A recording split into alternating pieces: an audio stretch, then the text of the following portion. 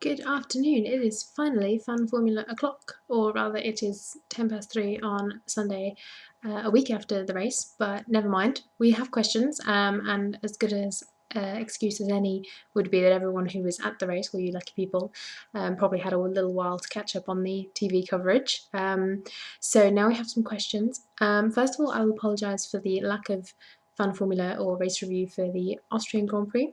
But this is because I sort of barely have any time to do anything nowadays anyway, and I also just didn't really enjoy the race. And I know that's super lazy of me because I was just like, I can't be bothered. But it was not going to be a positive Fan Formula. I was probably going to be grumpy and just moan about people, so I thought I would spare you that.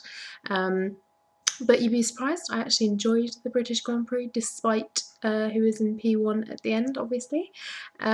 So yes, we have some questions. I'm going to get on with it. As you can see, I have moved location again. Bit of clashing with the red hair, but never mind. I did promise you when I moved to my new place, I was going to be dotting around the house, so you'll see some new filming locations. Anyway, more rambling. Let's get on with it. Question 1. Great action between Vettel and Alonso, but what is your opinion on their radio commentary? Were they right to complain regarding the track limits, etc.? I think I just kind of accepted it. I mean, admittedly, everyone's making these jokes about them throwing toys out the pram. Yes, of course they were, but it was a bit of inconsistency from the FIA for a start, because they were happy to immediately delete times in qualifying if there were all four wheels off the track, and I just think they didn't know how they would be able to implement that in the race, so they just thought, well, let's not bother, because they couldn't think of a viable way of enforcing that rule, whereas really it should be even more important in the race than in qualifying. So I think they were right to complain. Also, I think they even admitted it. I don't know whether it was a team or the driver themselves afterwards admitted that they were doing it because they knew the other driver would be doing it. And of course, if just Alonso is complaining about Vettel and Vettel thinks, no, I'm going to be the big man, I'll shut up, and he then gets a penalty, that's kind of stupid. So they admitted they both knew what they were doing, and it was just for the ears of Charlie Whiting, really. And I think it's partially down to the FIA and the stewards that they've set that precedent before. They say, okay, we hear when you moan about another driver, and suddenly that other driver is investigated or punished. So if the FIA have set that precedent, of course the drivers are going to give it their best shot if they feel it's somehow wronged. So I think fair enough, but then the best part of it was that, yeah, no action was taken. They let them race, and I think that was exactly the right thing to do. So, you know, FOM, or whether, I don't know if it's FOM or Sky or whichever the coverage actually chooses which radio broadcast to play, but you know, we didn't have to hear all that. There's probably so many radio messages we hear of people complaining about all sorts. It's like when no one has any grip, of course they play Jenson Button complaining about no grip, and everyone makes the joke and everyone just drink for a drinking game. But there's probably 10 of the drivers on the track complaining about the same thing. So it's just happened to be what we were most exposed to in terms of the radio messages. So I think fair enough that they both complained, because they, it was, the fact of the matter was they were messing around with track limits, but they were both as bad as each other. So the FIA did the correct thing and just let them get on with it, and we all got to enjoy really close wheel-to-wheel action with two great champions. So I enjoyed it, and it's nice to see that they both still have the fight, even though it was for 5th place, I think, which is a big change from the past few years. I think it was always those two competing for the title. So I thought it was great action to watch. And yeah, the FIA actually did the right thing in letting them just carry on. Question 2, horrendous qualifying for Ferrari and Williams with one driver from each team finishing the race. Which result from those two teams shocks you the most?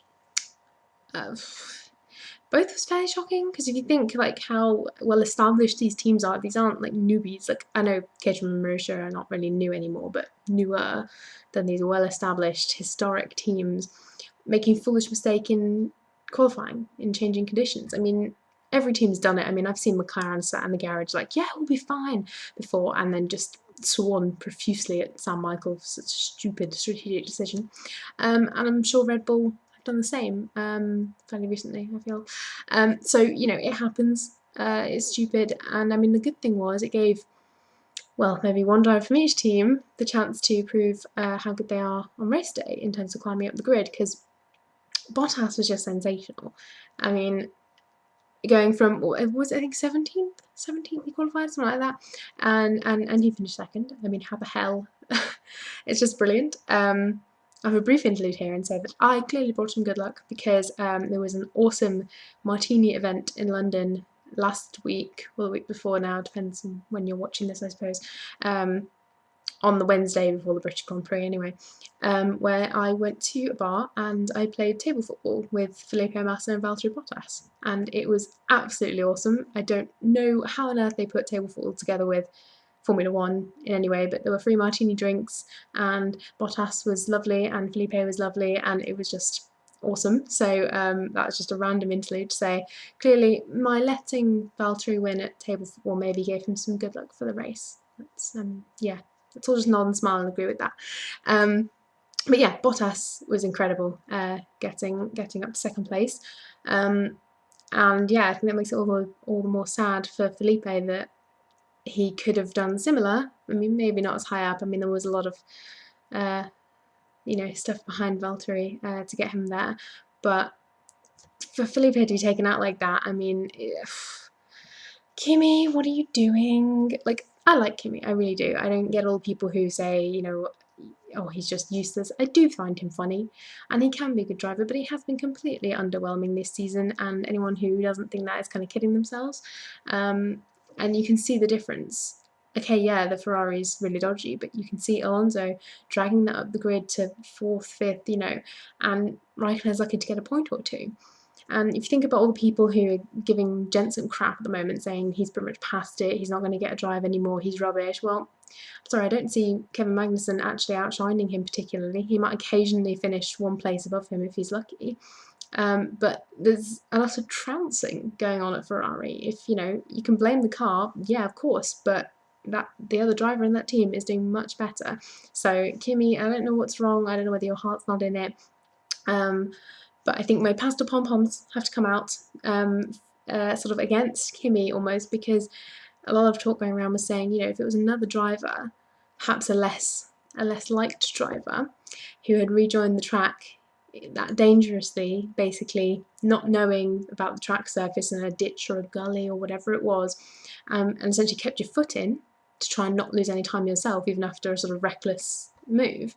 If that had been another driver that had then endangered the lives of himself and other drivers such as Felipe, Max Chilton, I think Kobayashi got hit as well. If that had been Maldonado or Grosjean, you'd have all said he's trying to kill other drivers and he should be banned for life and all this. So I'm just like, it was nice in a way to see people being a bit rational about it and saying, yeah, Kimi, that was dangerous actually. No, I like you as a driver, but that was stupid. So anyway, I'm glad he's okay. Yes, he was limping a little. I'm glad he's okay, and Max Chilton didn't get hit in the head and lose any more IQ points. But it was a stupid incident and very unfortunate that it took out Felipe as well. And essentially gave us a really quite boring red flag, or they faffed around with the barriers.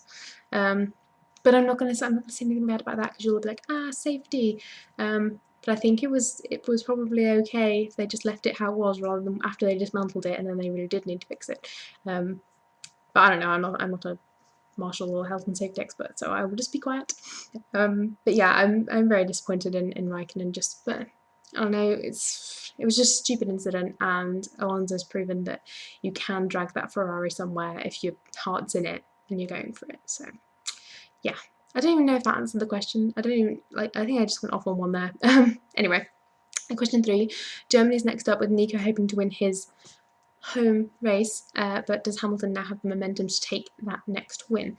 Well, obviously, Lewis, I don't play mind games. Hamilton has been saying some things, saying Nico's not really German, just because he grew up in Monaco mostly. And Hamilton has been wheeling out I had it so rough in Stevenage, I had to sleep on a sofa and all this, and it's just unbearable. Like, just think before you talk. I mean, he is just agony to listen to. It's an absolute freaking joke.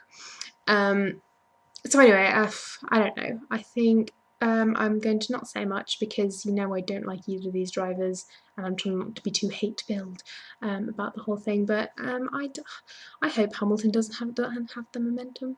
I hope he had his home crowd, even though he's practically an American, and Nico can have his home crowd, even though apparently he's from Monaco.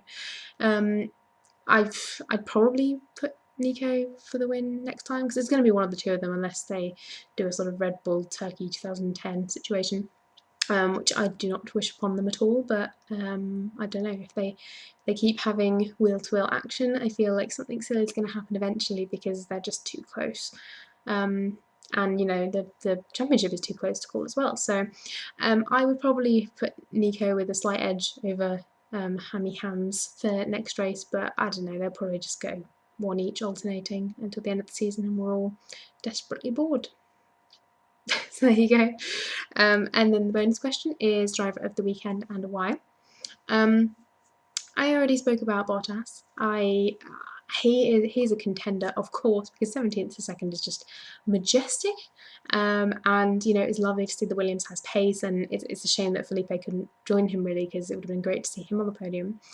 But yeah, Bottas was superb.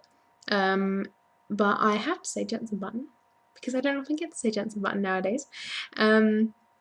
I think, I mean, I would say he was robbed of a podium when technically no, he wasn't, because there is a set amount of laps and he didn't do it within the required time. So technically he wasn't robbed, but 0.8 of a second. So close to the podium. Oh, and Silverstone was all pink for Papa, which was lovely. And I did wear my pink Papa shirt on the day, but obviously we're like a week later now, so, and it would really clash with the red. But the John Button Appreciation Society shall be donning pink again for the Hungarian Grand Prix at the end of the month. So that's going to be lovely for Javas, and pink for Papa, because the Hungarian Grand Prix would have been John's birthday, so that's nice as well.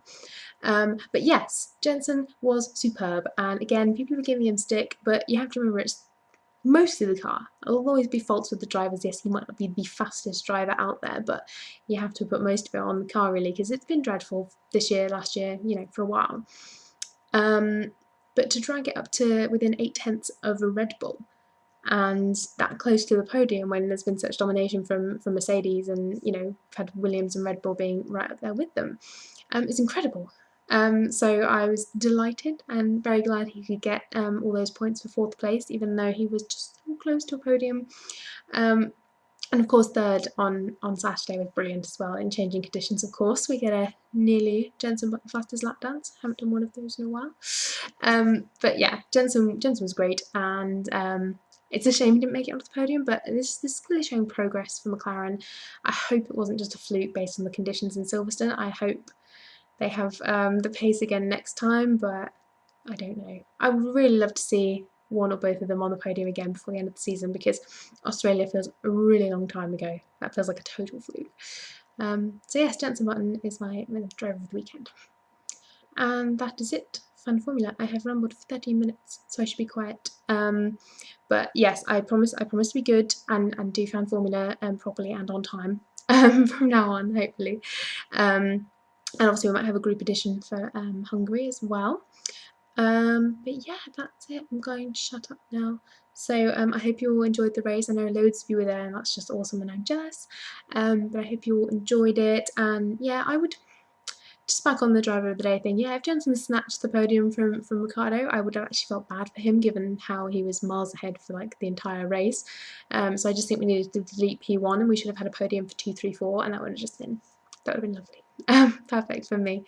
Yeah, anyway, shutting up now. So I hope you enjoyed my rambling and enjoyed the Grand Prix, and I will see you in, I guess, a week or however long it takes to do a video for the German Grand Prix next time. So I will see you then. Bye!